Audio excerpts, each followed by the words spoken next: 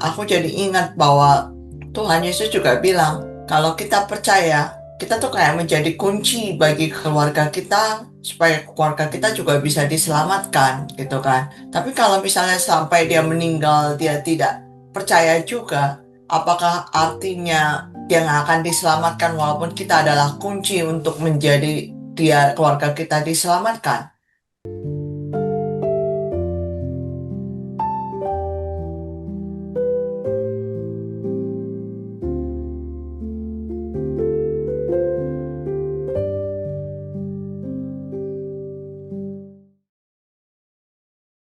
Jadi intinya 3 days ini, 3 days, 3 nights ini itu perjalanan yang Yesus lakukan yang tadi Arita jelaskan itu ya, the 3 days and 3 nights and where he went gitu ya. Iya, apa yang dia lakukan. Karena kalau nggak ngapain sih 3 hari, 3 malam gitu kan.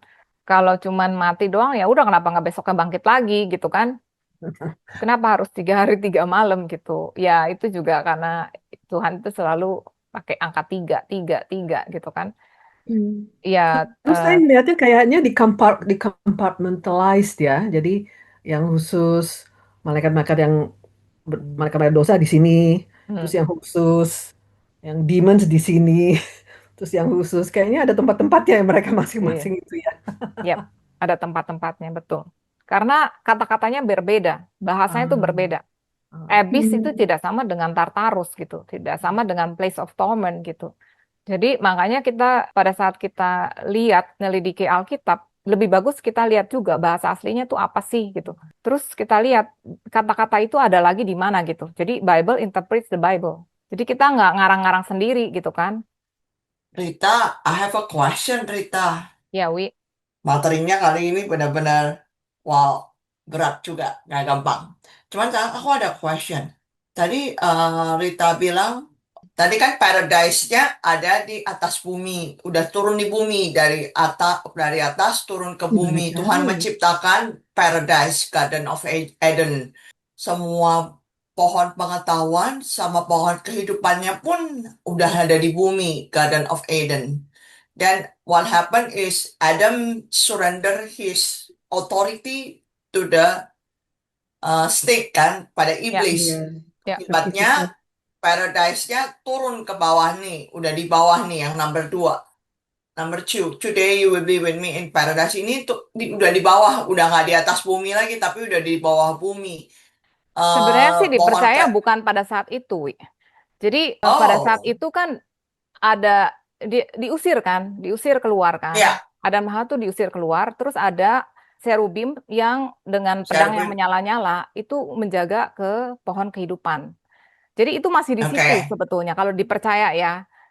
Tapi ketika malaikat-malaikat ya anak-anak Allah itu mengawini perempuan-perempuan jatuh, manusia, ya itu kan akhirnya bumi itu kan wah ya ada number Nuh, raksasa-raksasa lah gitu kan. Maksudnya ya, kejahatannya itu betul-betul luar biasa. Akhirnya Tuhan memutuskan untuk membuat air bah kan. Ya kan? Pada saat itulah si malaikat-malaikatnya itu yang tidak taat itu masuk ke Tartarus di sini. Jadi dipercaya bahwa ini ya si Firaun ini adalah iblis ya. Dia ada di Taman Eden. Tetapi di sini dikatakan Tuhan, iya, jadi di Taman Eden segala pohon cemburu padanya. Terus aku membuat samudera raya berkabung karena dia, aku mengepang sungai-sungainya sehingga air banjirnya dipendung. Maka dengan siapakah engkau dapat disamakan dalam hal kemuliaan, engkau akan diturunkan ke bumi yang paling bawah bersama-sama pohon-pohon di Taman Eden. Jadi pada saat itulah akhirnya Hmm. dia dimasukin ke bawah bersama-sama dengan Taman Eden pada saat samudera raya air banjir gitu loh. Bah ya, air bah ya. Iya, betul, air bah itu gitu. rencananya itu hebat sekali. Kan sudah digariskan segitu dari awal gitu ya. Pada saat Adam menyerahkan otoritinya kepada setan, kepada si iblis, sebenarnya kan si iblis bisa naik kan, bisa ikut meeting ke dalam dengan meetingnya Tuhan lah ke paradise pada saat itu. Even waktu iblis itu bisa naik, dia masih belum bisa mengendus rencananya Tuhan sampai segitu detailnya ya. Begitu Ya. hebatnya. Seperti yang Rita katakan, suatu kebodohan bagi orang yang tidak percaya gitu. Mereka menganggap Ya. ngapain juga anak manusia itu mati gitu, anak Tuhan itu mati gitu untuk menebus manusia yang nggak ada harganya gitu. Itu adalah suatu kebodohan. Tapi bagi Allah itu adalah rencana yang paling sempurna Hmm. untuk menyatakan cinta kasihnya kepada kita. Yap, Benar ya Rita ya, seperti itu ya. Itu yap. hebat loh, karena Tuhan tuh udah ngomong dari awal. Hmm. Begitu dia itu manusia jatuh ke dalam dosa, ada menyerahkan otoritinya, dia udah bernubuat kan bahwa seednya manusia, wanita ini akan meremukkan kepalamu dan kamu akan meremukkan tumitnya. Jadi tuh Yap. ada udah benar-benar dari awal. Hmm. Dan iblis saat itu udah bisa naik gitu untuk meeting waktu itu zaman-zamannya Job Ayub kan, dia ya. bisa naik ya, dia Ayub dia bisa naik gitu. Tapi dia masih nggak bisa Hmm. mengundus rencananya gitu. Hmm.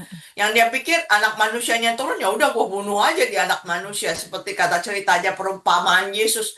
Lihat, ini anak satu-satunya heirnya, ahli warisnya, kita bunuh, kita dapatkan semua harta warisannya. Itu Hmm. rencananya si iblis sebenarnya kayak begitu. Yap. Tetapi di balik itu Hmm. suatu kemenangan besar telah terjadi. Makanya Tuhan turun Hmm. sampai ke tempatnya si Tartar, Hmm. benar ya Tartar, and Tartarus. then Tartarus, dia memberitakan kemenangannya, baru dia kembali naik ke surga. Hmm. What amazing ya. Yap. Nanti pelan-pelan masuknya ke otak, tapi jadinya luar biasa sekali gitu. Hmm. Gimana besarnya kasih Tuhan dan gimana rencana Tuhan menyelamatkan Hmm.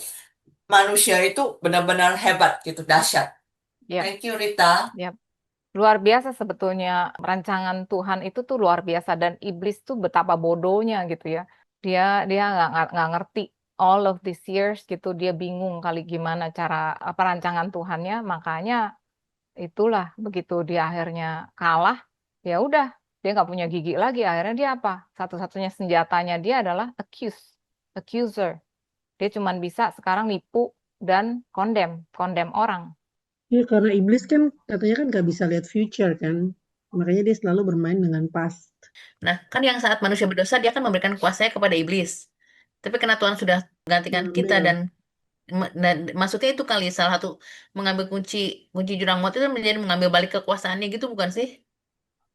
Iya, Mengambil balik kekuasaan maut, Mei. Karena manusia itu Hmm. sebetulnya adalah tawanan ya. Ingat ya, pada saat Adam jatuh ke dalam dosa, sebetulnya seluruh bumi itu dalam kuasanya si iblis dan manusia itu adalah tawanan. Kita bayangin Hmm. aja, misalnya ini ada orang mau merampok satu bank gitu ya. Dia masuk semua di dalam gedung itu, di bank itu udah dijadiin tawanan sama dia. Dia Hmm. pegang kunci. Itu siapa yang bisa masuk, keluar, masuk dan sebagainya. Di dalam gedung itu kan ada ruangan-ruangan juga kan. Siapa yang Hmm. misalnya mau diapain, pokoknya mau diapain pun itu tawanan, itu ada di dalam kuasanya dia, ya kan? Hmm. Nah, sekarang Hmm. contohlah misalnya ada satu hero gitu ya. Dia masuk, dia menjadi tawanan juga gitu.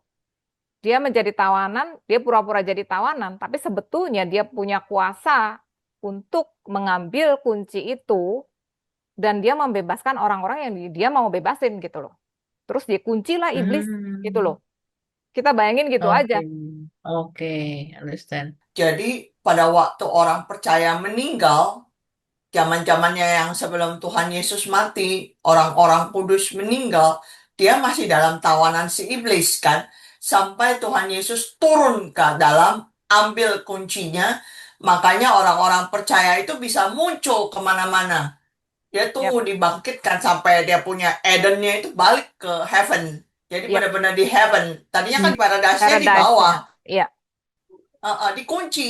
Nah, kuncinya diambil sama iya, Tuhan Yesus. betul. Begitu kuncinya diambil, yang orang-orang percayanya yang tadi mati ada di bawah, sekarang bisa bebas. Naik Betul, dia ke atas. Dan betul. bersama-sama dengan Tuhan Yesus, Edennya naik, orang-orang yang percayanya naik. Sekarang paradise-nya ada tingkat ketiga, seperti tadi dibilang Paulus bilang. Bahwa, oh Exactly. sekarang gue bisa lihat naik ke atas. Sekarang orang-orang percaya kalau mati, dia nggak perlu turun lagi ke bawah.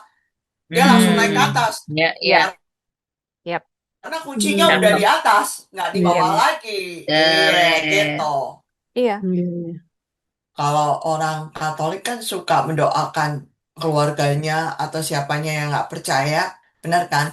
Supaya bisa diterima, dapat pengampunan terakhir lah. Jadi dia bisa masuk. Aku jadi ingat bahwa Tuhan Yesus juga bilang, kalau kita percaya, kita tuh kayak menjadi kunci bagi keluarga kita, supaya keluarga kita juga bisa diselamatkan, gitu kan. Tapi kalau misalnya sampai dia meninggal, dia tidak percaya juga, apakah artinya dia nggak akan diselamatkan walaupun kita adalah kunci untuk menjadi dia keluarga kita diselamatkan? What do Betul, you think? betul. Kenapa? Karena setiap orang tuh punya responsibility masing-masing terhadap kehidupannya dia. Itu adalah pilihan setiap orang. Tetapi ketika kita percaya, itu adalah suatu apa ya privilege dan itu akan membuat lebih gampang orang-orang lain yang percaya juga gitu. Jadi makanya kan seringkali kan ketika para rasul-rasul gitu misalnya memberitakan pada Cornelius seluruh keluarganya akhirnya juga selamat gitu kan. Jadi itu Mhm. tetapi nggak berarti itu adalah otomatis, enggak. Harus tetap orang itu juga mau. Kita lihat aja sebetulnya kayak contohnya ya seperti Lot. Lot itu Tuhan mau selamatkan dia dengan isi rumahnya kan. Waktu Nuh dengan isi rumahnya mereka mau. Coba kalau misalnya ada salah satu yang nggak mau masuk ke bahteranya misalnya, itu tetap aja mati. Karena dia nggak mau. Tetapi ini mereka mau sekeluarga. Tapi Lot, apa yang terjadi dengan Lot? Sebenarnya Tuhan tuh mau Benar. selamatkan semuanya kan, istri dengan Semuanya. anak-anak perempuannya gitu. Bahkan tadinya Iya. sama menantu-menantunya juga kan, tetapi yang laki-laki pada nggak mau. Ya udah gitu akhirnya istri dan anak-anak tapi istrinya apa istrinya tuh Iya. Nengok ya ke istilahnya belakang. nggak mau gitu dia nggak mau orang disuruh cepat-cepat lari dia malah nengok ke belakang dia malah maksudnya lebih lebih berat dengan keduniawian akhirnya apa ya dia mati gitu jadi itu adalah responsibility Tuhan mau iya Tuhan mau semua keluarga itu diselamatkan tetapi bukan artinya itu adalah garansi karena tiap-tiap orang itu punya responsibility masing-masing sama Kak Jun. Ini ada pertanyaan Indrawati. Kenapa Tuhan Yesus menampakkan diri ke Maria sebelum naik ke Allah Bapa? Apakah karena Tuhan Yesus sangat mengasihi Maria? Jadi orang-orang kudus yang dibangkitkan menunggu di kota kudus. Kenapa Tuhan Yesus menunda gitu? Iya, iya, karena Tuhan Yesus itu ya dia mengasihi Maria dan dia tahu Maria itu sangat-sangat terpukul.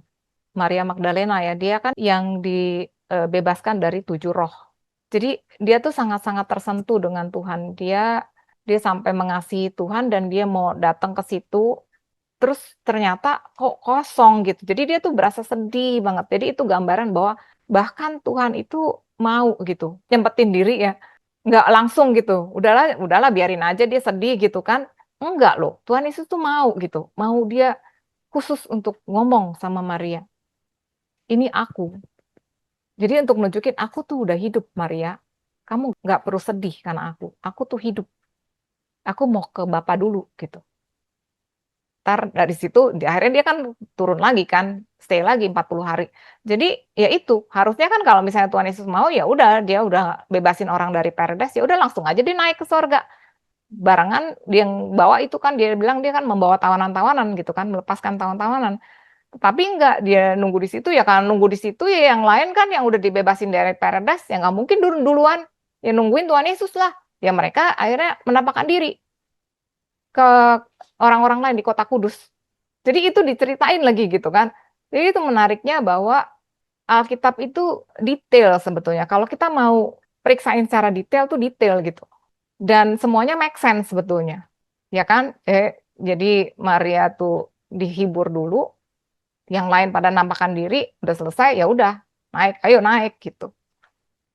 Kenapa Allah Bapa mau menyelamatkan Adam yang jatuh tapi bukan Lucifer yang jatuh dalam dosa? Ya, sebetulnya sih karena Lucifer itu dia punya pengetahuan yang beyond human knowledge ya, dan dikasih choice gitu. Dia itu dengan sengaja sebetulnya memberontak itu. Kalau Adam, aku percaya Tuhan melihat dia tuh tidak sengaja.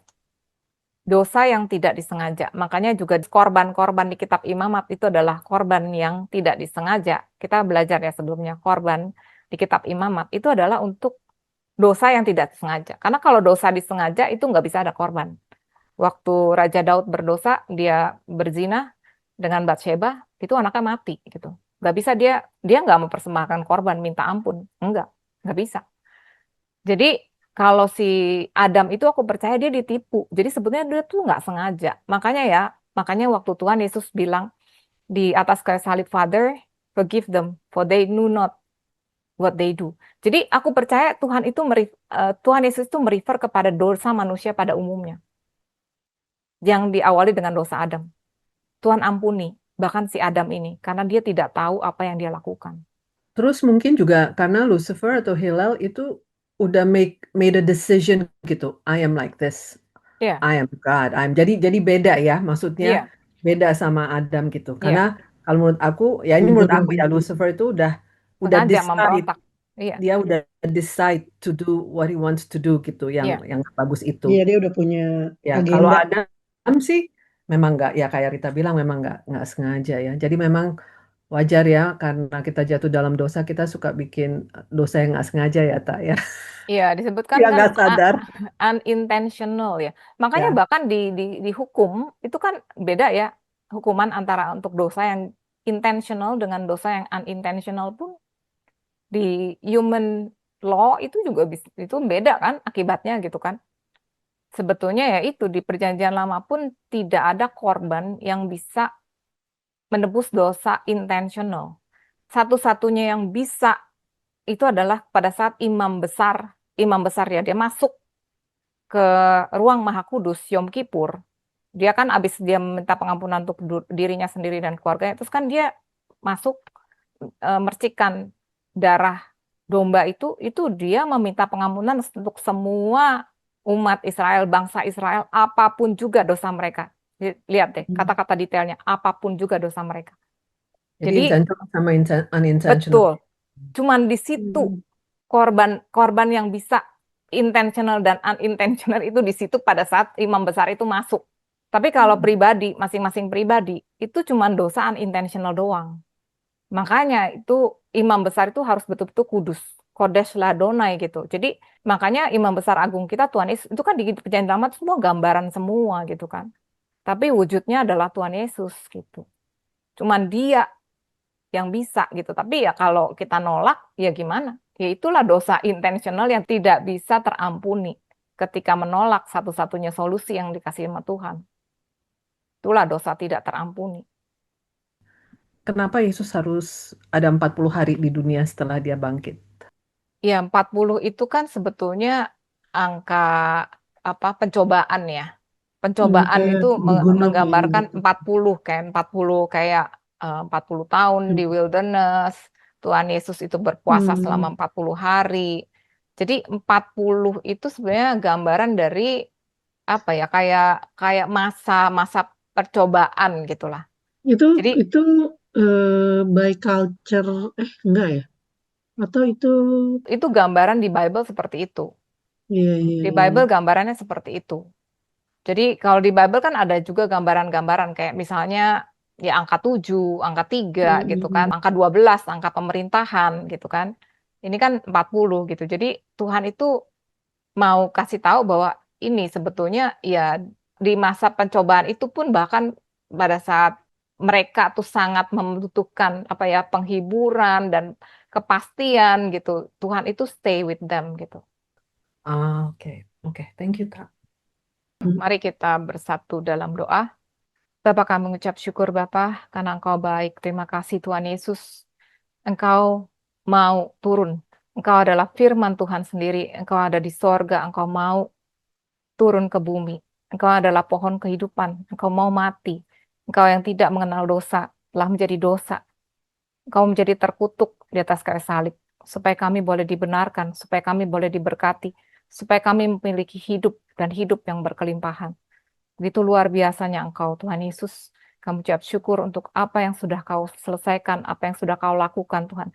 Ajar kami untuk menghargai setiap pengorbanan Engkau. Ajar kami untuk hidup di dalam kebenaran-Mu. Ajar kami untuk hidup di dalam kebangkitan Engkau. Dan memberitakan bahwa Engkau hidup, bahwa Engkau adalah satu-satunya Tuhan yang benar, Juru Selamat kami. Terima kasih Tuhan. Ajar kami Roh Kudus untuk senantiasa hidup memandang kepada Kristus dan diubahkan dalam satu kemuliaan kepada kemuliaan yang lain. Terima kasih Bapa, kami serahkan kehidupan kami, semua keluarga kami, apapun yang kami lakukan berhasil untuk kemuliaan Engkau. Engkau berkati kami dan semua keluarga kami. Engkau menyinari kami dengan wajah-Mu dan berikan pada kami kasih karunia-Mu. Engkau menghadapkan wajah-Mu kepada kami, memberikan pada kami damai sejahtera-Mu. Kasih-Mu Bapa, kasih karunia-Mu Tuhan Yesus, penyertaan Roh Kudus menyertai kami sekarang sampai selama-lamanya. Dalam nama Tuhan Yesus kami berdoa dan mengucap syukur. Amin.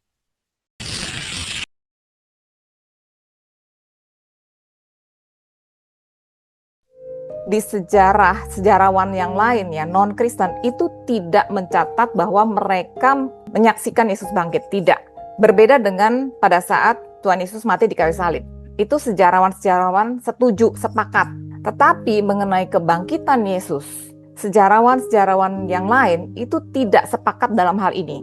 Sejarawan seperti Josephus Flavius ya, sejarawan Yahudi yang bukan Kristen, dia hanya mencatat bahwa menurut para murid, Yesus itu bangkit. Halo semuanya, salam sejahtera dan semoga semua dalam keadaan sehat. Selamat berjumpa dalam Grace for Indonesia. Nama saya Rita, dan jika saudara belum mengenal Tuhan Yesus dan mau mendapatkan hidup yang kekal, saya undang saudara untuk menerima Dia di dalam hidupmu. Mari kita berdoa bersama-sama dan ikuti kata-kata saya. Tuhan Yesus, aku bersyukur karena Engkau mengasihi aku. Aku mengaku bahwa aku adalah orang berdosa dan membutuhkan pengampunan-Mu. Aku percaya Engkau adalah firman Tuhan yang datang dari surga. Engkau mengasihi aku dan mau mati di salib untuk menebus semua dosaku. Aku mengundang Engkau Tuhan untuk masuk ke dalam hatiku sebagai Tuhan dan Juru Selamat pribadiku. Dan biarlah Roh-Mu sendiri yang menuntun aku untuk hidup bagi-Mu, mulai dari sekarang sampai selamanya. Di dalam nama-Mu Tuhan Yesus, aku berdoa, amin. Nah, jika saudara baru saja menerima Tuhan Yesus sebagai Tuhan dan Juru Selamat saudara, selamat, saudara sudah menjadi warga kerajaan surga. Teruslah belajar kebenaran melalui firman-Nya. Firman Tuhan di 2 Petrus 1 ayat 2 mengatakan, kasih karunia dan damai sejahtera melimpahi kamu oleh pengenalan akan Allah dan akan Yesus Tuhan kita. Jadi semakin kita mengenal Tuhan, semakin kita dilimpahi oleh kasih karunia dan shalom. Shalom itu termasuk kesehatan, penyediaan, damai sejahtera, dan sukacita. Kita punya Tuhan yang luar biasa. Saya berharap apa yang kami bagikan memberkati saudara, dan kalau saudara punya pertanyaan mengenai topik yang kami bahas ataupun mengenai firman Tuhan, silakan masukkan ke dalam komen. Kalau video ini memberkati saudara, tolong di like, subscribe, dan di share supaya menjadi berkat juga buat banyak orang. Terima kasih, Tuhan Yesus memberkati.